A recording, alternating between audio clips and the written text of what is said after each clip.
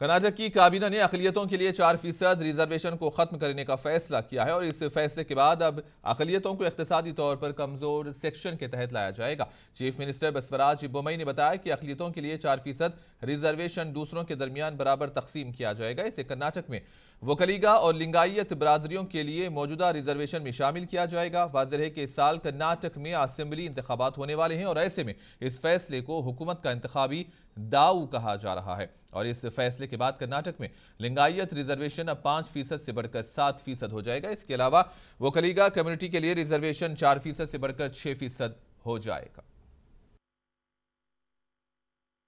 ಮೈನಾರಿಟೀಸ್ಗೂ ಕೂಡ ಈಗ backward class ಲಿಸ್ಟಲ್ಲಿ ಇದ್ರೂ ಕೂಡ ಎಕನಾಮಿಕ್ ಕ್ರೈಟೀರಿಯಾ ಅಲ್ಲಿ ಹೋದರೂ ಕೂಡ ಅದೇ ಕ್ರೈಟೀರಿಯಾ ಇರ್ತದೆ, ಅವ್ರಿಗೇನು ಬೇರೆ ರೀತಿಯ ಕ್ರೈಟೀರಿಯಾ ಚೇಂಜ್ ಆಗಲ್ಲ. In fact from 4% they will be going in to 10% pool. From 4% without any change of conditions they will be going in to 10% pool.